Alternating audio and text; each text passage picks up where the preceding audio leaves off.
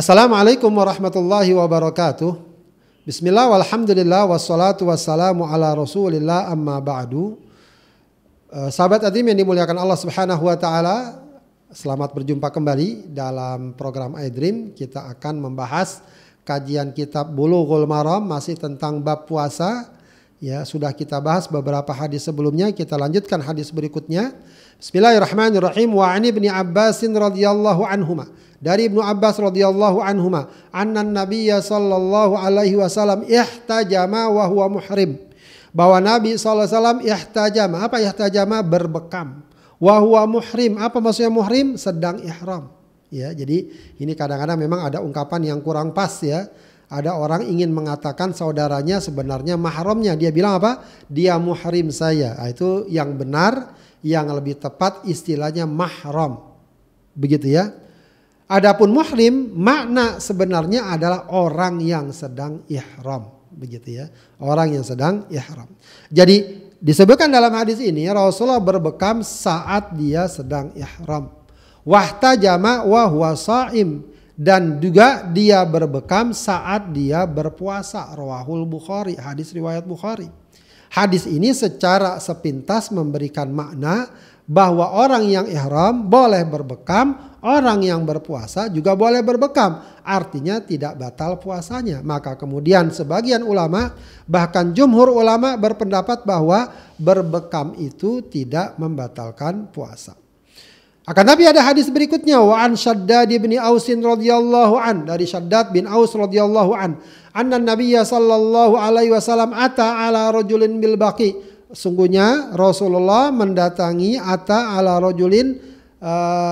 mendatangi seseorang bil baqi, di Baqi. Baqi itu memang asalnya nama semua tempat. Nama sebuah tempat, lalu kemudian sekarang lebih dikenal sebagai nama pemakaman, begitu ya, yang terletak di sisi kiri ya, kalau kita menghadap kiblat, dari sisi kiri Masjid Nabawi, begitu ya. Di sana dikuburkan banyak sahabat Rasulullah sallallahu alaihi wasallam, termasuk istri-istri Rasulullah. Nah, Rasulullah suatu kali mendatangi seorang di Baqi, dan orang tersebut digambarkan wa huwa yahtajimu fi Ramadan.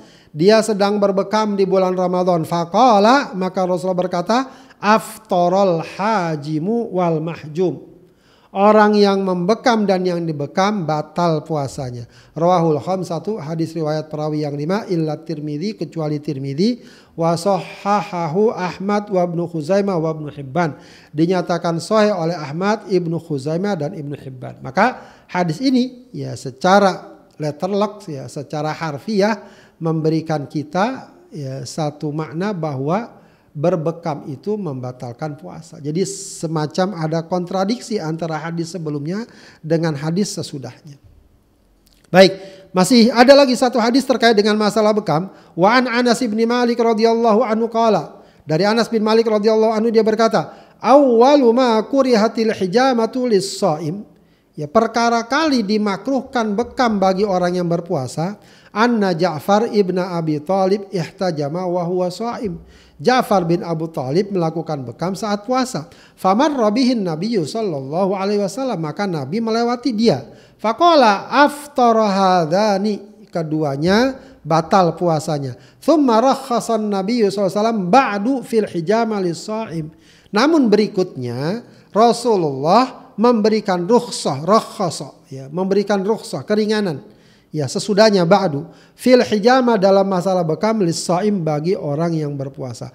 Wa kana Anasun yahtajimu wa huwa shaim, makanya Anas pun berbekam saat dia sedang puasa. Rawahud Daraqutni wa qawwahu, hadis ini diriwayatkan oleh Daraqutni dan dia menyatakan menguatkan hadis ini. Jadi kalau kita lihat ketiga hadis ini, yang pertama menjelaskan bahwa berbekam tidak membatalkan puasa. Yang kedua menjelaskan bahwa berbekam membatalkan puasa. Yang ketiga menjelaskan bahwa awalnya memang dianggap membatalkan puasa, tapi kemudian Rasulullah memberikan rukhsah, keringanan untuk berbekam bagi orang yang berpuasa. Jadi memang jumhur ulama, karena itu jumhur ulama berpendapat bahwa berbekam itu tidak membatalkan puasa. Sebagian ulama dalam mazhab Hambali menyatakan bahwa berbekam itu membatalkan puasa. Ya. Setidaknya lagi-lagi kita katakan Lebih baik kalau dia masih bisa menghindari untuk berbekam di siang hari, baiknya dia hindari. Khilafan khurujan min khilafil ulama, ya, agar dapat keluar dari khilaf para ulama. Sebab ada yang mengatakan bekam membatalkan puasa. Maka lebih baik bekam dilakukan di malam hari agar lebih hati-hati.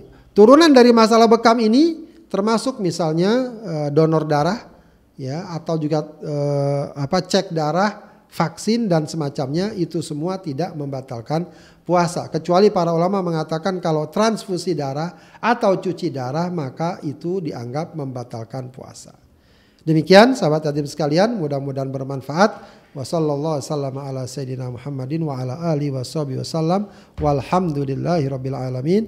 Wassalamualaikum warahmatullahi wabarakatuh.